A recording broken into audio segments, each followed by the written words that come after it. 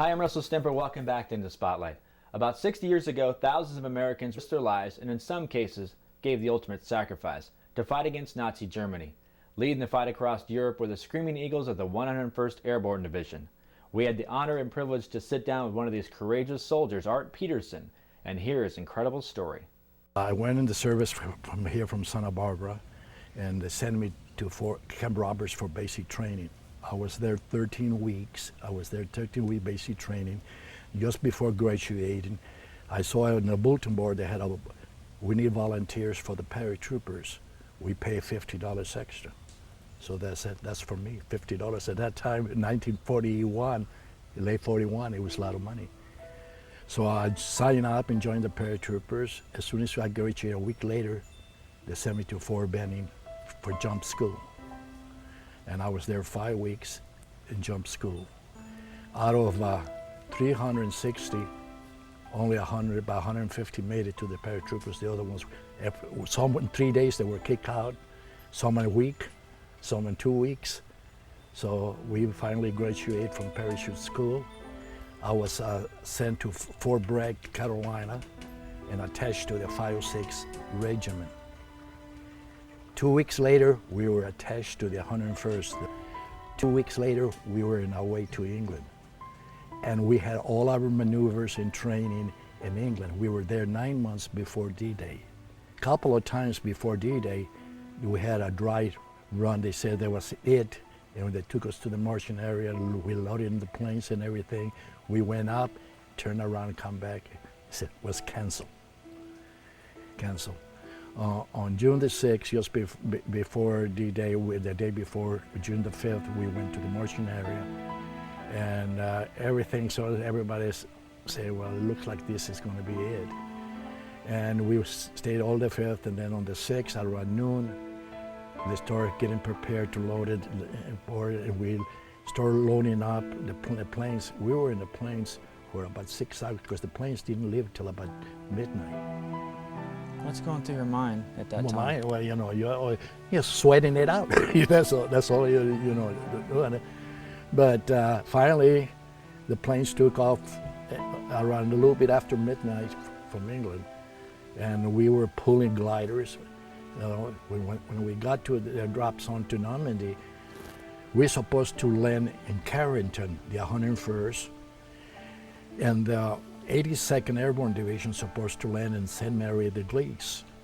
Well, I landed in St. Mary de Glees in the street, right on the street, about 2 blocks away from the church. If you ever saw the movie The Longest Day, where the red buttons hanging from the tower, well, I was about 2 blocks from that church, and the guy was hanging in the tower.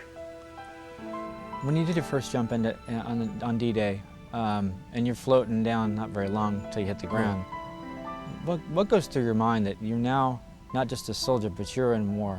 What went through your mind? I didn't have no experience. It was my first combat jump. I didn't know. After I saw some of my buddies getting it, they got it. Some were drowned because the Germans flooded some of the fields.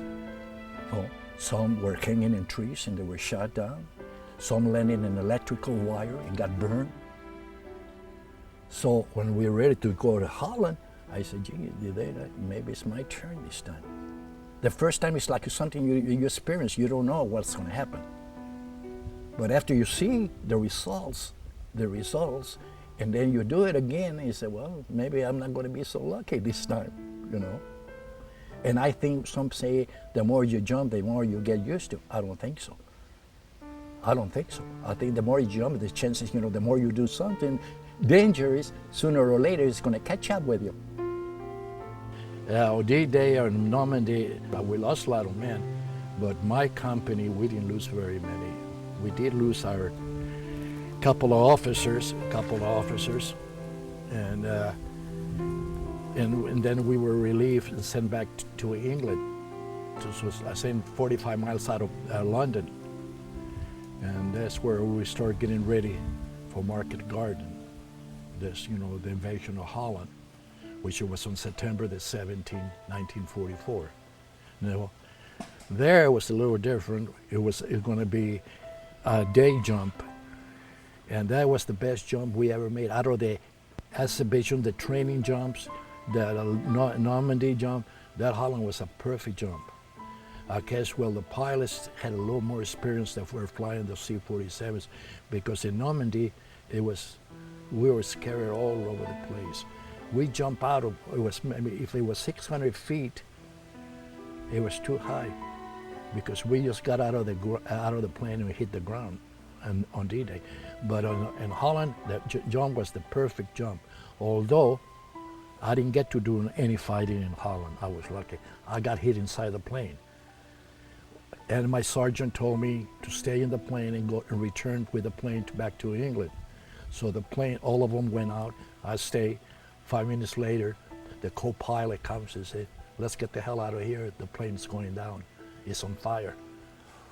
So I jumped, and everybody got out. The co-pilot and the pilot, everybody got out. The plane crashed. I hit the ground. The first person I see is my sergeant. And he said, "What the hell are you doing here? Did I tell you to stay in the plane?" I said, "Yeah, if I would have stayed in the plane, I would have been right over there, the point where the plane was." So then he tagged me. He tagged me that I was a wounded casualty, and an ambulance picked me up. They sent me to a field hospital. I was operated, removed the shrapnel, and the next morning they put me in another plane and flew me back to England, to Plymouth, England. And I spent 2 months in the hospital there, recuperating. By the time I was ready to come out, I just got back to my outfit in time to go to the Battle of the Bulge. And that was one of the worst.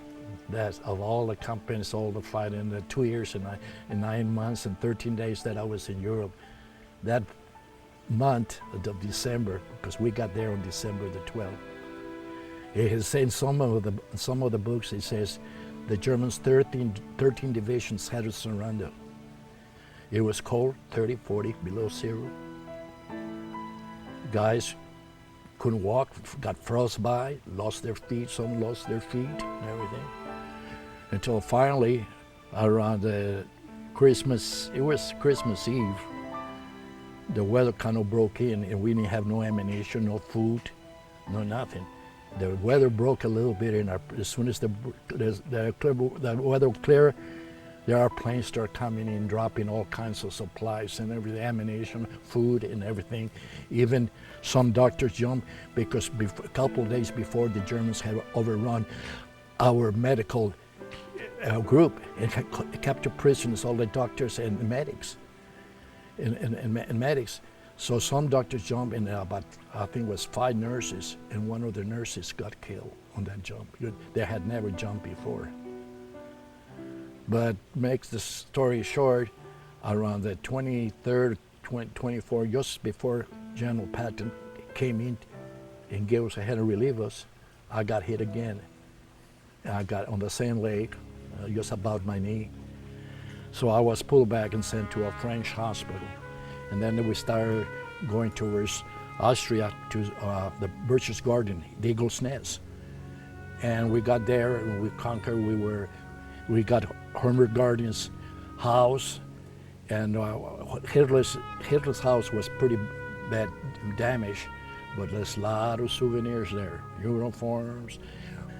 And then after that, on May 1945, the Germans made the surrender, the peace, give up, and we went to Austria, to Salem Sea, Austria, on the 4th of July. On the 4th of July, 1945, I made my last parachute jump there, just to celebrate the 4th of July. And that year, for December, for Christmas, I was home for Christmas in December for 45. Don't go away. We'll hear more from World War II veteran Art Petersen and more incredible stories you won't want to miss when In the Spotlight continues. In the Spotlight is back as we continue our discussion with World War II hero Art Petersen. The extraordinary story of finding the chicken eggs. Or the chicken and the eggs. Well, it was in the middle of the Bulge, and it's been several days that we didn't have very much to eat, and we were looking around for something to eat. So that we looked across that field, and there was a barn for about 150 or 200 yards away, there was a barn there, and we saw a couple of chickens running around there.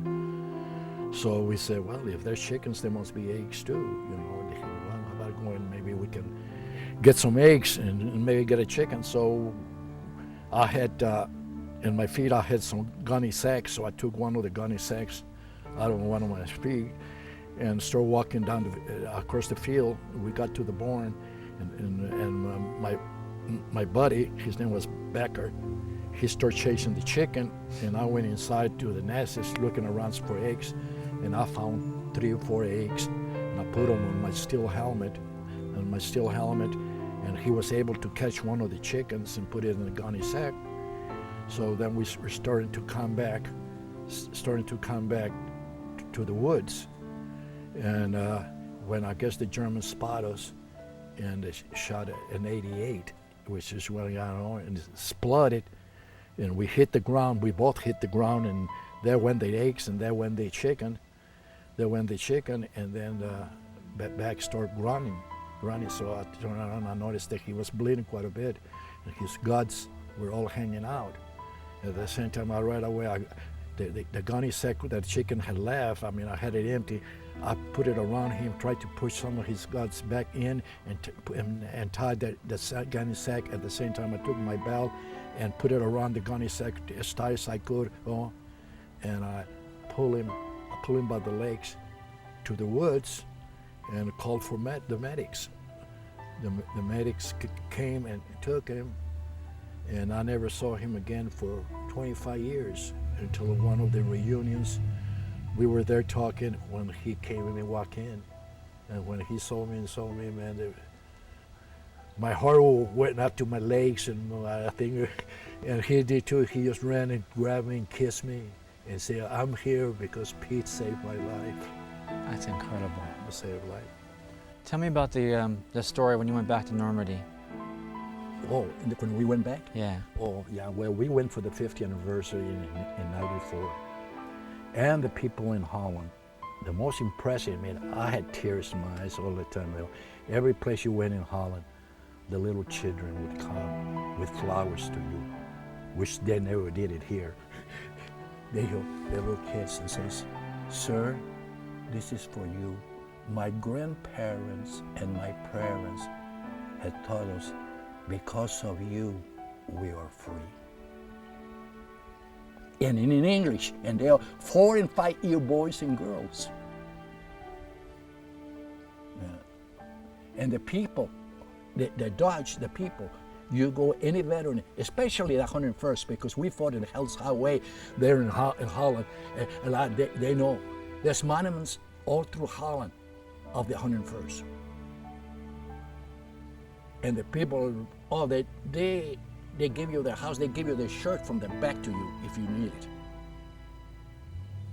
And then with and Bastogne, they have that forest, the book, I don't know, forest. When the first time when I went, we went to Belgium to the forest there, and we got out of the bus, and then they announced, he said, all veterans, this is the first trip to Europe, go to the right. So that was my first trip. Some of the guys had been there before for the 25th anniversary. So we went to the right. It was quite a few of us. And then a bus of children all came down, and they walked to us. We had tags with our name.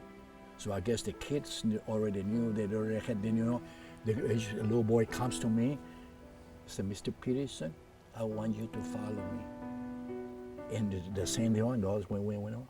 We went, there was a little plaque with my name, my rank, my name, my outfit, and the year 42 to 45, and a little tree. And it says, "Sir, this tree is planted in your honor, and I'm responsible to take care of that tree as long as the tree's there and as long as I'm alive."